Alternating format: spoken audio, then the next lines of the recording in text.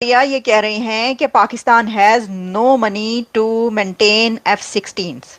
دیکھیں اتنا بڑا کلیم کر دیا ہے میجر صاحب نے. صاحب کی کیتا تسی. انہوں نے یہ کہا ہے کہ پاکستان کے پاس پیسہ نہیں ہے اب کہ وہ F-16s جو کہ امریکہ سے لیے تھے ان کو مینٹین کر سکے. تو نہیں ہے پیسہ، ہمیں تو پوچھنا پڑے گا. اعظم نذیر تارڑ کہتے ہیں کہ حکومت نے لاپتہ افراد کے اہل خانہ کے لیے 50 لاکھ روپے سپورٹ پیکج کا اعلان کیا. اسے کسی قسم کا معاوضہ تصور نہ کیا جائے. لاپتہ افراد کابینہ کمیٹی کی رپورٹ اس کی توثیق کر چکی ہے. جی دوستو، انڈیا اپنے ڈیفنس پہ یا یوں کہہ لیجئے کہ اپنے جو ایگریشن ہے اس پہ بھی بہت اب خرچ کرنا شروع کر دیا ہے.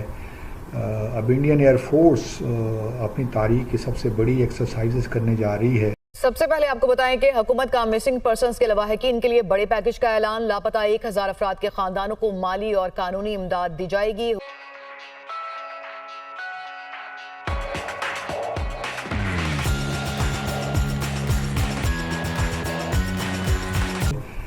اگست سپٹمبر میں ایکس ترنگ شکتی کے نام سے، اور پہلے فیز میں جو کہ اگست 6 سے شروع ہوگا اس میں فرانس، جرمنی، اسپین اور یو کے بھی شامل ہوں گے. اور پھر سیکنڈ فیز جو جودھ پور میں ہوگا اس میں Singapore, U S, U E اور آسٹریلیا بھی شامل ہوں گے. تو یہ کافی بڑی ایکسرسائز ہوگی. اس میں 150 کے قریب جو ہیں ایئر کرافٹ استعمال ہوں گے. اس سے آپ اندازہ لگا سکتے ہیں کہ انڈیا کی تیاریاں کس قدر اپنے جو ہے ڈیفنس پہ اب اس نے شروع کر دیا ہے. اور ملٹری ایکوزیشن تو خیر اس کی ہر جگہ سے ہو رہی ہیں. انٹرنلی بھی اگر آپ دیکھیں تو تیجس جو ہیں گو کہ اس میں کچھ رکاوٹیں پیدا ہو گئی. جو light aircraft, combat aircraft ہے، اس میں بھی کچھ تاخیر تو ہو رہی ہے کچھ، لیکن اس کو بھی ڈیولپ کیا جا رہا ہے. مارک 1 اور مارک 2 کی باتیں ہو رہی ہیں. تو 2028 تک جو ہے 180 کے قریب جیٹس ملنے جا رہے ہیں. ہندوستان ایئروناٹکس جو لمیٹڈ ہے وہ اس کو بنا رہی ہے. اور اس میں جو انجن ہے دوستو وہ اس وقت جو مارک 1 وغیرہ میں وہ تو جنرل الیکٹرک جو ہے یو ایس ای فرم اس کا استعمال ہو رہا ہے.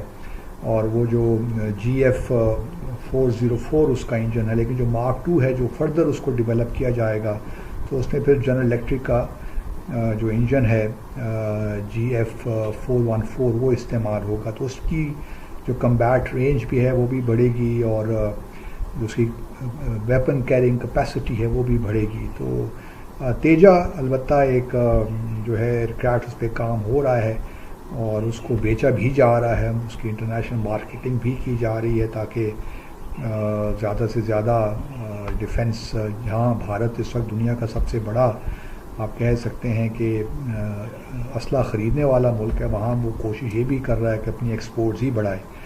تو ایک طرف تیجس کی بات ہے، پھر یہ آئی ایف کی ملٹری ایکسرسائزز بھی ہو رہی ہیں، اور دوسری طرف جو ہے اگنی 5 کو بھی ڈیولپ کر لیا گیا، اس کا بھی ٹیسٹ ہوا ہے. یہ ملٹیپل جو ہے مرو کی کیپیسٹی کے ساتھ، اس کا مطلب یہ ہے ملٹیپل انڈیپینڈنٹلی ٹارگیٹیبل ری انٹری وہیکلز.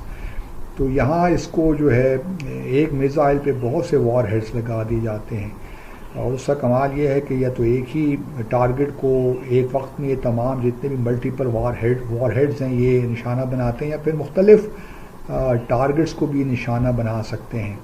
اور اس وقت جو ہے اگنی جو 4 تھا اس کی تقریباً آپ رینج کہہ لیں تھی 700 سے 3500 کلومیٹر کی، اور پے لوڈ جو اٹھا سکتا تھا وہ 12 سے 40 کلو ٹن.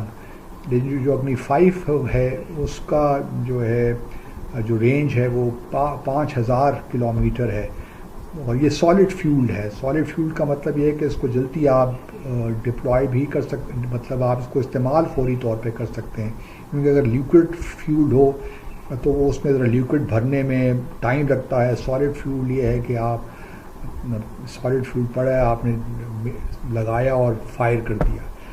تو یہ اور اب اگنی 6 کو ڈیولپ کرنے کی باتیں بھی ہو رہی ہیں جس کی رینج پھر اور 50,500 تک ہو جائے گی. پھر یہ انٹر کانٹیننٹل بیلسٹک میزائل کی رینج میں آ جاتا ہے. تو اس سے آپ اندازہ لگا سکتے ہیں کہ بھارت کے الٹیمیٹ ڈیزائنز کیا ہیں اس خطے میں، اور وہ کس طرح اس پورے خطے کو آرمز ریس کی طرف لے جا رہا ہے.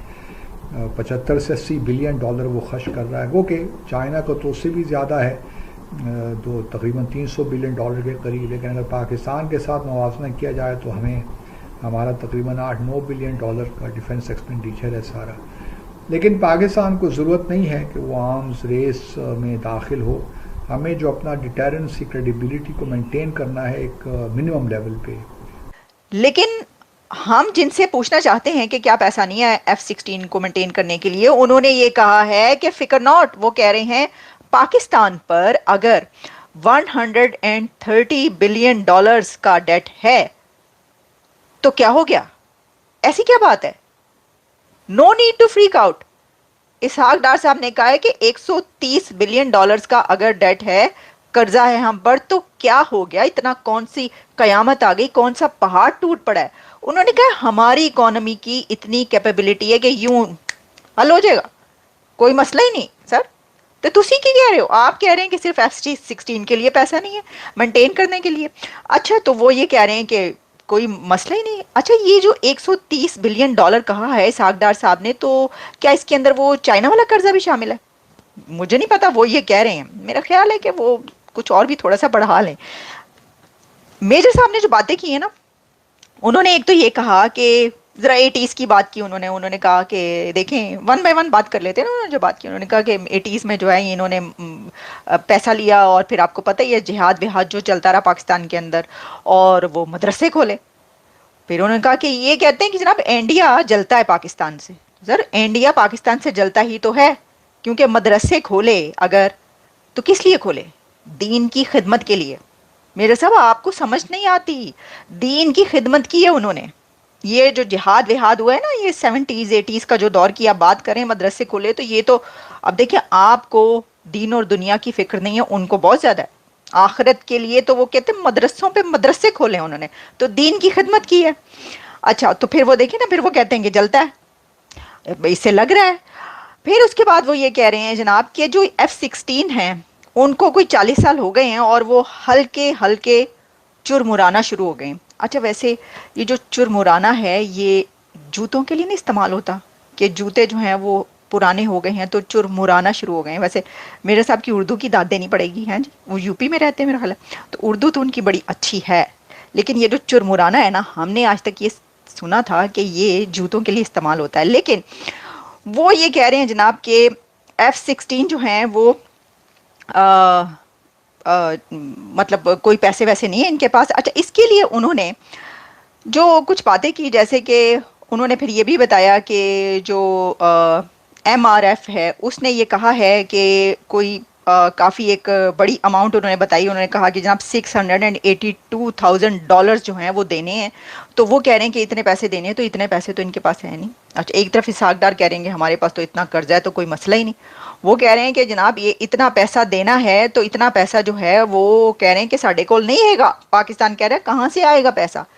چائنا سے لے کر جو ہے نا، وہ کہتے ہیں نا کہ ٹوپی بدلتے ہیں، چائنا سے لے کر امریکہ کو، امریکہ سے لے کر چائنا کو. میرے پاس تو یہ گر ہے ایک کہ جی اس طرح جو ہے وہ کیا جا سکتا ہے. چائنا سے پکڑیں امریکہ کو دے دیں، امریکہ کہے ہمارا پیسہ دو، امریکہ سے چائنا سے پکڑ کر دے دیں، چائنا کہے ہمارا پیسہ کر دو، اس سے امریکہ سے لے کر چائنا کو دے دیں. یہ ایک اچھا طریقہ ہے.